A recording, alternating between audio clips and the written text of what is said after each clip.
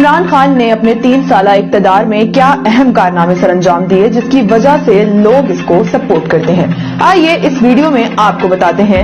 India کو کہا منہ توڑ جواب دوں گا، اگلے دن انڈیا کے 2 جہاز گرا دیے اور پائلٹ کو گرفتار کر کے دنیا کے سامنے جرأت کا مظاہرہ کیا۔ اس نے کہا تھا میں ڈرون اٹیک نہیں ہونے دوں گا، اس کے دور میں کوئی ڈرون اٹیک نہیں ہوا۔ پاکستان مسلم لیگ نون اور PPP کے مہنگے رینٹل منصوبوں کے بجائے ڈیم کی تعمیر کی۔ ایکسپورٹ کو فقط 3 سالوں میں $21 بلین سے بڑھا کر $38 بلین کر دیا۔ اسلام فوبیا اور نبی پاک کی شان میں گستاخانہ خاکوں پر یورپ اور مغرب میں ایک مضبوط موقف اپنایا، حجاب کی پابندی پر بات کی، نبی پاک سے بے لوث محبت ہر مقام پر ظاہر کی۔ مودی کو دنیا کے سامنے ہٹلر کے جانشین کے طور پر پیش کیا اور کلبھوشن کو دنیا میں دہشت گردی کی علامت کے طور پر پیش کیا۔ ریکارڈنگ میں ضائع کیے گئے $11 بلین جرمانے کو $9 ارب انویسٹمنٹ میں تبدیل کروا کے ملک اور قوم کی خدمت کی۔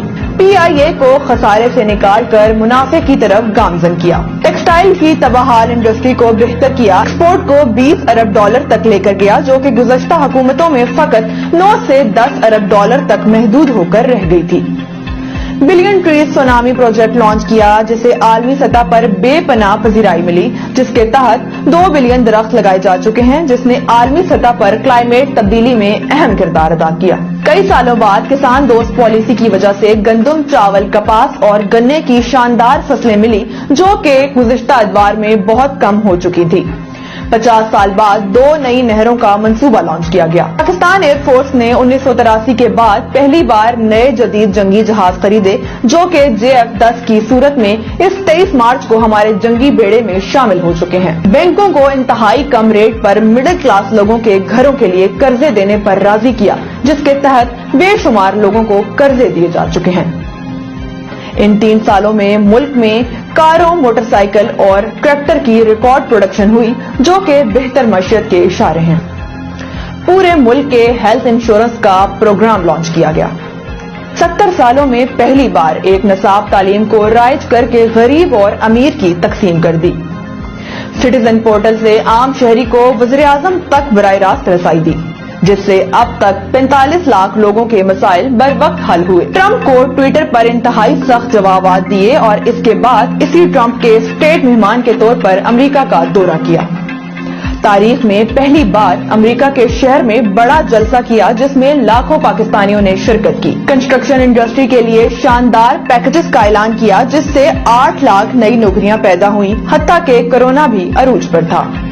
امریکہ افغانستان کی جنگ کا بہترین خاتمہ کیا، غیر ملکی زر مبادلہ کو $19 بلین سے بڑھا کر $31 بلین تک لے گیا۔ ملکی خود مختاری کا سودا ہرگز نہ کیا اور عالمی طاقت کو ایبسولوٹلی ناٹ کہا، جہاں ہمارے سابق حکمران فقط ایک فون کال پر لیٹ جایا کرتے تھے۔ کورونا لاک ڈاؤن کا عالمی دباؤ کے باوجود بہترین انداز میں ہینڈل کیا۔ WHO UN نے دنیا سے کہا کہ پاکستان سے سیکھو۔ روس کا تاریخی دورہ کیا اور حالت جنگ میں روسی صدر کے ساتھ 3 گھنٹے کی طویل ملاقات کی۔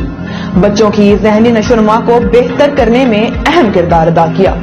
پاکستان میں سیاحت کے فروغ کے لیے مختلف کام کیے۔ ڈسکورز پاکستان چینل بنایا، سکردو انٹرنیشنل ایئرپورٹ کا قیام بھی ان میں سے چند ایک ہیں۔ IT سیکٹر نے 100% ترقی کی جس کی ایکسپورٹ کا حجم $2 بلین تک پہنچایا۔ صحافیوں اور چینلز کی خرید و فروخت میں ملوث نہ ہوا۔ تاریخ میں پہلی بار اوورسیز پاکستانیوں کو براہ راست پاکستانی بینکوں تک رسائی دے کر $3 بلین کی انویسٹمنٹ روشن ڈیجیٹل اکاؤنٹ کے ذرائع پاکستان فلائی۔